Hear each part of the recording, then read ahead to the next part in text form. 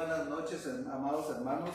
Qué bendición poder estar reunidos a través de este medio, ¿verdad?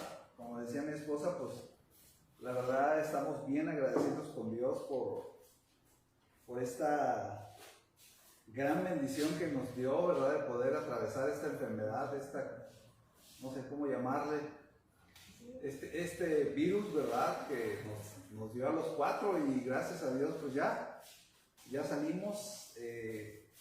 Dios fue muy cuidadoso con nosotros. La verdad que pues, no tuvimos ningún síntoma así muy exagerado, muy grave, ¿verdad? Sobre todo el respiratorio, no, ninguno de los cuatro. Tuvimos otras cosas, pero ese no, ¿verdad? Entonces pues estamos bien agradecidos con Dios y pues listos para seguir haciendo lo que Él nos ha llamado a hacer, ¿verdad? Y vamos al estudio de Corintios, Primera de Corintios, maravilloso material que el apóstol Pablo escribió, ¿verdad? Para nuestra bendición.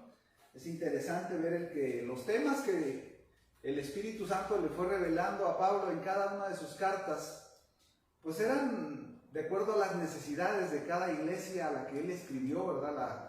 La carta. Y de paso el Espíritu Santo no solamente le habló a la iglesia en ese momento en cuestión, ¿verdad? Sino también a nosotros. Todo esto nos sirve a nosotros. Y todos los temas que estamos viendo en Primera de Corintios, pues son temas que nosotros pasamos, ¿verdad? Experimentamos. Y pues Pablo en este capítulo 15, pues toca un nuevo tema después de haber hablado de muchos temas anteriores como la niñez espiritual de los corintios, ¿verdad? La forma en la que ellos se comportaban, eran cristianos muy carnalones, se peleaban entre ellos, tenían pleitos legales, se iban a los tribunales, ¿verdad? Tenían grupos dentro de la iglesia, tenía su predicador preferido, ¿no? Unos que Pablo, otros que Cefas, otros que Jesús, otros que Apolos. Entonces eran muy especiales, ¿verdad? También Pablo pues trata el tema de los sacrificados a los ídolos, los abusos de la cena del Señor. Vimos la preeminencia del amor, la importancia que tiene el amor, ¿verdad? Y los dones espirituales muy especiales, ¿verdad? En lenguas y profecía, fue lo que vimos la vez pasada. Y pues en este capítulo 15 Pablo pues toca el tema de la resurrección de los muertos. Es un tema verdaderamente importante. Fíjense, si pudiéramos escoger los 10 capítulos más importantes de toda la Biblia, yo creo que este primer capítulo 15, este capítulo de Corintios, estaría ahí entre esos 10 capítulos más importantes de la Biblia, ¿verdad? Este es el tratado más extenso sobre este tema que Pablo toca, ¿verdad? Este capítulo 15 es un capítulo largo, tiene 58 versículos. Entonces en todo esos capítulos habla acerca de ese tema tan importante, ¿verdad? Y vamos a empezar a estudiarlo. No era casualidad el hecho de que Pablo tocara cada tema tratado, ¿verdad? En sus cartas. Era el Espíritu Santo el que le ponía ese orden, ¿verdad? Y esa sabiduría, ese entendimiento a Pablo para que lo pudiera compartir con nosotros. Vamos a empezar leyendo el versículo 1 y el versículo 2 del capítulo 15. Y dice así: además os declaro, hermanos, el evangelio que os he predicado, el cual también recibisteis, en el cual también perseveráis, por el cual asimismo, si retenéis la palabra que os he predicado, sois salvos, y si no, creísteis en vano. Ok, aquí Pablo les está diciendo algo muy importante, que él les había predicado el evangelio. Pablo es el que les había llevado el evangelio, ¿verdad? ¿Y qué es el evangelio? Pues es el mensaje más glorioso que hay en la tierra. Es el mensaje de las buenas nuevas de salvación de Dios, de un Dios santo para un hombre pecador. Déjeme decirle algo, mire, el Evangelio de Jesucristo no es una opción religiosa más. No, es el único camino de salvación que el hombre puede recibir en esta tierra, ¿verdad? Es la única forma en la que el hombre puede escapar de la muerte y la destrucción. Así de categórico es el Evangelio. No hay otro mensaje más glorioso que el mensaje del Evangelio que está escrito en la Biblia, ¿verdad? El otro día veíamos una película de una familia. Se me hizo muy interesante que hablaba de miseria humana. No tenía nada malo la película, ¿verdad? Pero hablaba de una familia del primer mundo. El papá con un buen trabajo, una oficina muy padre, un buen nivel académico, ¿verdad? De estudios, viviendo en una buena casa, una casa muy bonita, rodeada de un bosque muy padre, ¿verdad? Viajando en buenos autos. El caso es que esta familia, el matrimonio, ¿verdad? Con dos niños, una jovencita como de unos 15 años y un niño como de 6, 7 años. Y algo terrible, ¿no? Porque la jovencita tenía adicción a las drogas. Entonces vemos cómo el padre viene, ¿verdad? Se veía un hombre más o menos sensato, no era un locuaz, era una persona centrada. Pero con todo y su adelanto académico, con todo su nivel económico, ¿verdad? Él llegaba a su casa con una relación matrimonial conflictiva con su esposa. Encontraba una jovencita, una hija de 15 años con problemas de adicción en una buena escuela, una escuela de las más caras, ¿verdad? Y con ese problema realmente en ella, ¿verdad? Y el niño, un niño insoportable, ¿verdad? El chamaquito agarraba, cuando no quería la comida, literalmente agarraba el plato y lo tiraba, ¿no? Entonces, yo veía cómo aquí nos presentan una mezcla de progreso material, de un lugar, viviendo en lugares muy hermosos, muy padres, ¿verdad? Pero viviendo en medio de una miseria moral y espiritual. Así vive la gente del mundo. La gente que no conoce a Dios, así viven. No importa en la casa que vivan, no importa el nivel académico que tengan, si tengan doctorados y posgrados, si no conocen el Evangelio de Jesucristo, son disfuncionales. Una familia que no conoce los fundamentos de la palabra, una persona que no conoce la verdad de Dios, es disfuncional y va a sufrir en esta vida, ¿verdad? Pablo les dice a los corintios: el evangelio que yo les prediqué, para que ese evangelio realmente funcione, ustedes necesitan perseverar en él. ¿Sabe? Solamente así funciona el evangelio. Mucha gente, encontramos a mucha gente frustrada, incluso gente que viene a la iglesia, gente que va a la iglesia, pero que así como Pablo le dice a los corintios, ¿verdad? Que si retienen, solamente reteniendo la palabra que él les había predicado, entonces iban a dar evidencias que eran salvos. Porque si no perseveran, dice, ustedes entonces en realidad no han sido salvos. Si ustedes no abrazan el evangelio, si ustedes no entregan su corazón a Dios verdaderamente, sus vidas van a ser miserables, sea quien sea rico, pobre, sea de la nacionalidad que sea del nivel intelectual que sea.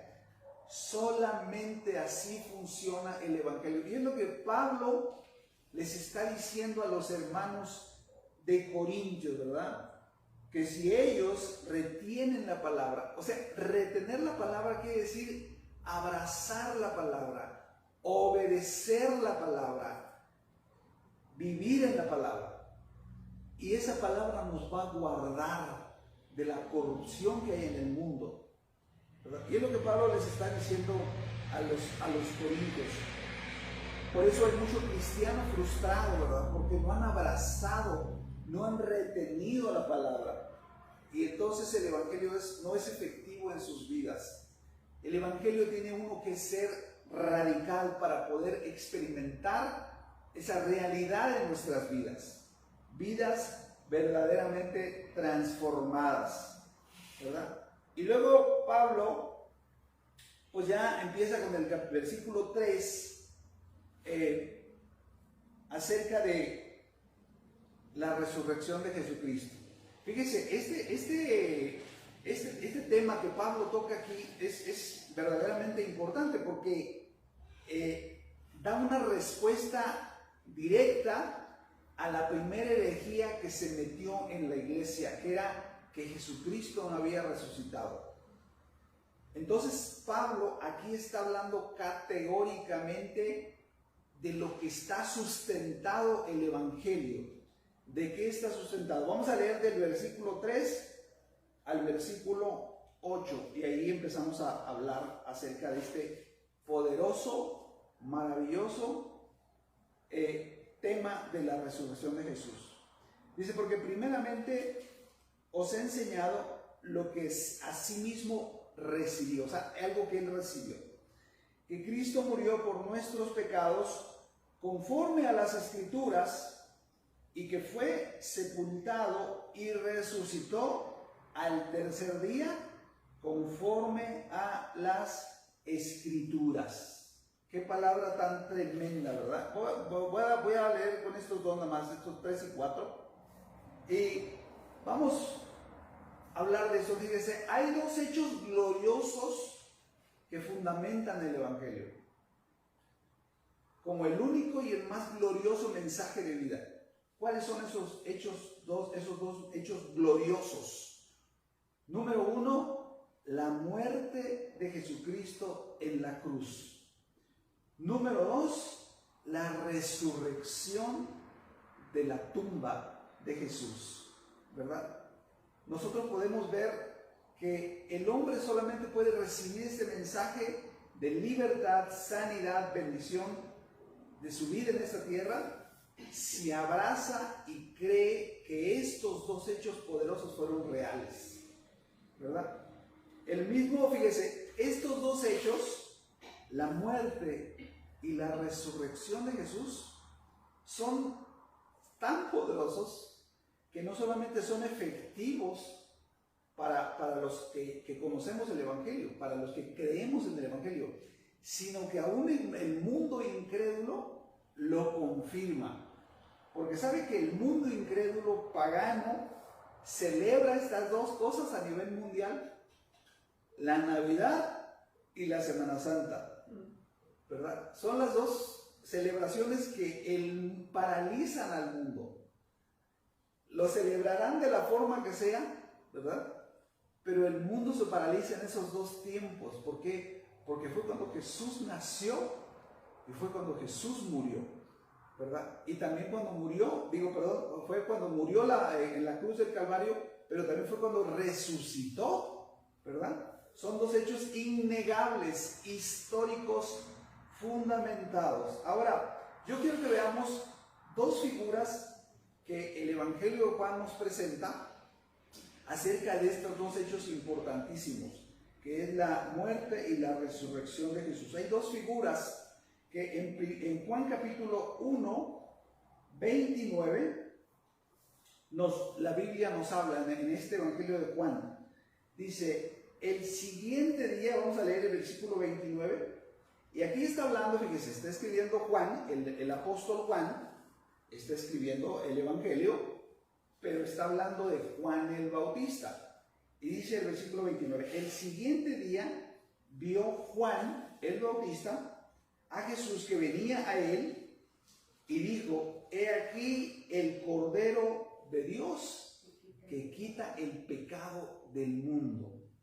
¿Sabe que lo único que puede quitar el pecado del corazón del hombre es la sangre del Cordero? Absolutamente nada lo puede quitar. Y déjeme decirle algo: la raíz de todos nuestros males y de toda la maldición en el mundo es el pecado.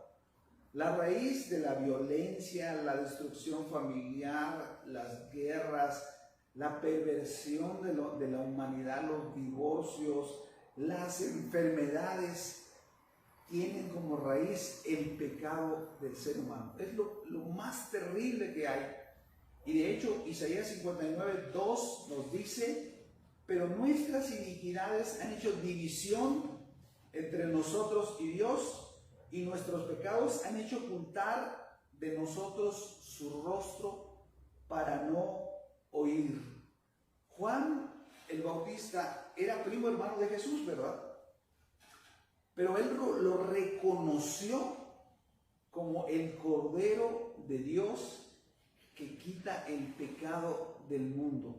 ¿Sabe que en el Antiguo Testamento, en Éxodo capítulo 12, cuando se nombra la Pascua, ¿verdad? Éxodo 12:5 dice que cada familia tenía que sacrificar un cordero y tenía que poner la sangre en los dinteles de la puerta, ¿verdad? Para que el ángel de la muerte no los alcanzara y fueran librados de la muerte. Era una figura solamente. Cuando Juan el Bautista vio a Jesús, vio al Cordero verdadero, al que iba a poder quitar el pecado del mundo. Ese Cordero que estuvo figurado, fíjese, en Génesis 3:21, cuando el Padre, dice la Biblia, que los vistió a nuestros primeros padres, cubrió la desnudez de ellos. Ese pequeño animalito inocente que murió para poder cubrirlos con pieles a ellos, era una figura del Cordero de Dios que quita el pecado del mundo. Cuando los israelitas, lo vemos en Éxodo, en Levítico, iban, ¿verdad?, para cumplir con los sacrificios por el pecado, ellos iban al tabernáculo de Moisés y cada uno llevaba su animalito, ¿verdad?, porque tenían que llevar un animalito de 1 año sin defecto, ¿verdad? Y ellos llegaban ahí y entregaban ese animalito al sacerdote. El sacerdote lo colocaba ahí en el altar del sacrificio, y antes que el sacerdote lo sacrificara, ellos, según lo que nos enseña Éxodo 29, Levítico 3:8, nos dice que, fíjese, la persona que llevaba el animalito tenía que poner sus manos encima del animalito como una especie como de figura de transferencia de pecados, como que ellos iban a transferirle toda su maldad a ese animalito, ¿verdad? Y el sacerdote, antes de sacrificarlo, le iba a enterrar el cuchillo, le decía a la persona: ¿estás consciente que por tus pecados este animalito va a tener que ser sacrificado? Qué cosa tan tremenda, ¿no? Y ya después de eso, le enterraba el cuchillo al animalito para sacrificarlo, en medio de gritos, ¿verdad?, de dolor. Entonces, nosotros podemos ver que ese Jesús que estaba enfrente de Juan el Bautista era el verdadero Cordero. Todo lo demás, dice Hebreos, no quitaban el poder del pecado, no quitaban el efecto del pecado. Era una figura solamente. Él iba a ser sacrificado por nuestros pecados. Imagínate algo, fíjense, cuando estaba escribiendo pensé en esto. Vamos a pensar, y lo digo con mucha reverencia, ¿verdad?, para no caer en alguna herejía o alguna cosa que no sea buena, ¿verdad? Imagínate que tú y yo estamos, o que tú o yo estamos frente al Señor antes de ser sacrificado, antes de ser colgado en la cruz, Y tú y yo vamos así con mucho temor y temblor y ponemos nuestras manos sobre el Señor. Estamos haciendo, esto no viene en la Biblia, no ven a decir, pastor, ¿dónde encontró eso? No, eso estamos haciendo una figuración. Ponemos nuestras manos sobre el Señor y en ese momento se oye una voz del cielo, la voz del Padre que dice, ¿estás consciente que por tus pecados mi Hijo, el Cordero de Dios, tiene que ser sacrificado? Qué cosa tan tremenda, ¿verdad? Y después de eso, el Señor es sacrificado en la cruz del Calvario, ¿verdad? Después de eso, Él paga el precio por nosotros. Es debido a eso que nosotros ahora podemos ser libres del poder del pecado, ¿verdad? Porque Él pagó el precio, Él fue el Cordero verdadero. Y si seguimos ahí en Juan capítulo 1, no solamente, fíjese, Juan vio una figura del Cordero de Dios que quita el pecado del mundo, sino también vio una figura muy importante que es, dice el versículo 32, Juan 1:32, también dio Juan testimonio diciendo, vi al Espíritu que descendía del cielo como paloma y permaneció sobre él. Juan el Bautista también dice que vio esta imagen de la paloma, ¿verdad?, que descendía del cielo y posó sobre el Señor Jesucristo. Ahora, la paloma representa la vida divina que vino a nosotros a través de Cristo. Nosotros no solamente teníamos el problema que éramos pecadores, y para eso necesitábamos el Cordero, para que muriera por nosotros y pagara el precio por nuestros pecados.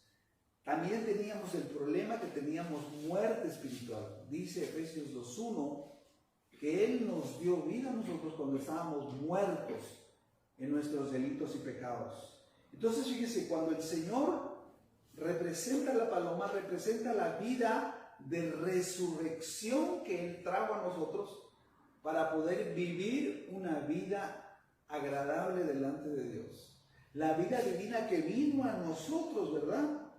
Y que Cristo fue el que tuvo, el autor de esa vida en nosotros, ¿verdad? Debido a su resurrección.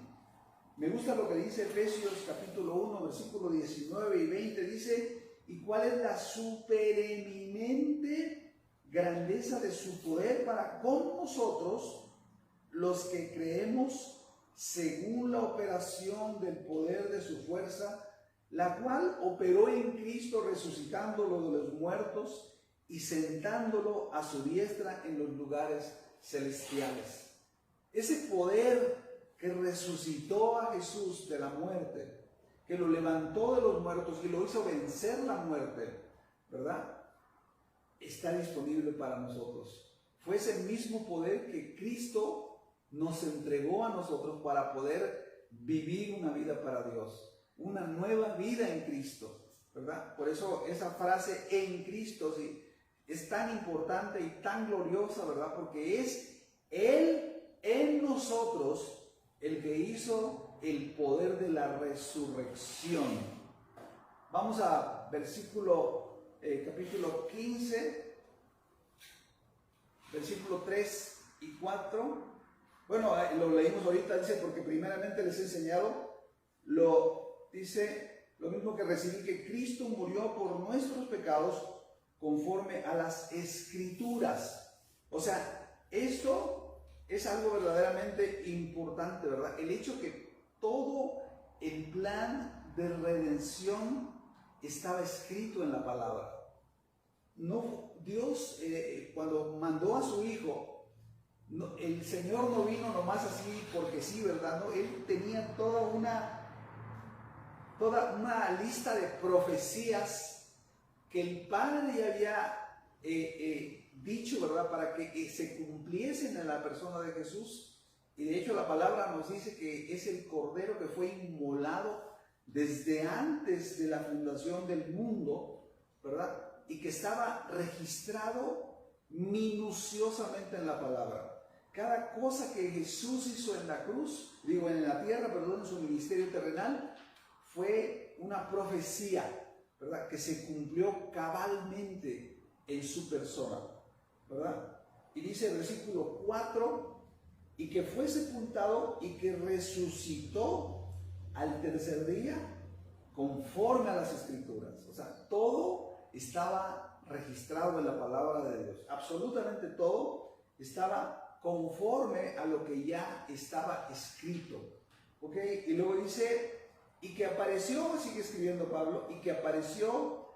Ahora, Pablo nos da una lista de testigos en orden cronológico, más o menos así como fue sucediendo, ¿verdad?, estas apariciones. Dice, y que apareció a Cefas, y después a los 12, y después apareció a más de 500 hermanos a la vez, de los cuales muchos de ellos viven aún, y otros ya duermen. Después apareció a Jacobo, después a todos los apóstoles, y al último de todos, como un abortivo, dice Pablo, me apareció a mí. Y en esta lista que Pablo menciona aquí, ¿verdad?, de todos estos hermanos, que fueron muchos los que presenciaron la resurrección de Jesús, ¿verdad? Y otras mujeres también, ¿verdad? Como María Magdalena, no las pone Pablo porque era muy judío, ¿verdad? Pero vieron, ¿verdad?, a Jesús resucitado. Y aquí podemos ver, fíjense, dos cosas interesantes que se me hacen. El Evangelio, mis amados hermanos, está basado sobre hechos históricos reales. No son fábulas, no son imaginaciones, son hechos históricos. De hecho, la persona de Jesús es una persona histórica. O sea, tiene más respaldo Jesús en su estancia en la tierra que cualquier otro personaje que usted me menciona, ¿verdad? Entonces, fíjese, la muerte de Cristo fue un hecho real. La resurrección de Jesús fue un hecho real. Todos los testigos que Pablo menciona aquí, que pudieron presenciar al Señor resucitado, fueron testigos reales. Me gusta cómo Lucas al principio de su evangelio dice ciertas cosas que fueron ciertísimas. Usa la palabra ciertísimo. Ahora, la segunda cosa que yo puedo ver aquí, aparte de que podemos decir que todo lo que sucedió en el evangelio son hechos reales, todos estos testigos de la resurrección de Cristo fueron transformados en su propia vida. Les cambió la vida.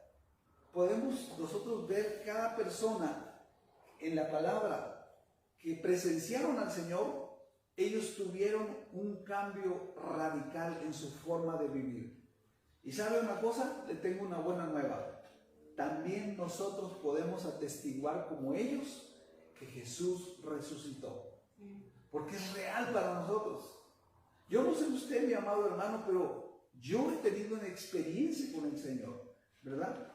De modo que podemos decir en esta noche que Jesús está vivo y Él me ha cambiado y Él sigue cambiando personas. Fíjese, hace mucho tiempo leí la historia de este pastor Jim Cymbala, un pastor de una iglesia en un barrio bajo de Nueva York, ¿verdad? Dice que en una noche de este pastor, en una noche de testimonios, porque está la iglesia todavía en un barrio muy difícil, ¿verdad?, donde hay violencia, drogadicción, y en una noche de testimonios, una mujer que había sido adicta tremendamente a las drogas, dio su testimonio, y ella habló como Jesús tuvo un encuentro con ella, y eso la cambió en otra persona. Y ella hablaba con una seguridad, ¿verdad?, de lo que Jesús había hecho en su corazón, en su vida. Y dice este hermano, este pastor, que ya al final de la reunión, ya cuando ya todos se habían ido casi a la medianoche, ¿verdad? Él pues, ya estaba recogiendo ahí todas las cosas, ya no había casi nadie en la iglesia, solamente él, su esposa y algunas otras personas ahí. Cuando dice que en la puerta de la iglesia había un hombre de aspecto de indigente y empezó a hacerle señas con la mano, ¿verdad? Y como él estaba acostumbrado pues, a tratar con todo tipo de personas así, pues lo que se le hizo más fácil fue agarrar $1 y fue a llevárselo, ¿verdad? Al hombre para pues despacharlo, ¿verdad? Y decirle pues que le vaya bien. Dice que el indigente le dijo, amigo, guárdese su $1. Necesito conocer al hombre que le cambió la vida a la mujer, porque quiero que me la cambie a mí. Amados, Jesús está vivo y sigue cambiando la vida de las personas. Si nosotros en esta tarde ya lo conocemos y hemos tenido esa experiencia, nosotros somos testigos reales de que Él realmente está vivo y somos testimonio viviente de la obra que Él sigue y seguirá haciendo en el corazón de los hombres que abrazan el Evangelio. Vamos a darle gracias a Dios en esta noche. Gracias, Señor. Gracias por tu palabra, Señor, porque es viva y es eficaz. Gracias, Señor, porque en esta noche, así como Pablo lo escribe en la palabra, cada uno de nosotros somos un testigo viviente de la obra y de la realidad de tu resurrección. Gracias, Señor, porque te manifestaste a nuestra vida en el momento exacto, Señor. Te presentaste a nosotros y nos veniste a buscar, así como cuando tú estabas en la tierra y fuiste a buscar a cada persona que tú sabías, Señor, que necesitaban ser salvos porque eran escogidos tuyos. Veniste a nosotros. Y yo no sé si esta noche aquí alguien necesita tener un encuentro con Jesús. Los que le conocemos podemos decirte, Él está vivo y sigue cambiando el corazón del hombre. Si en esta noche tú quieres decirle, Padre, yo quiero conocerte, ven a buscarme, preséntate a mi vida.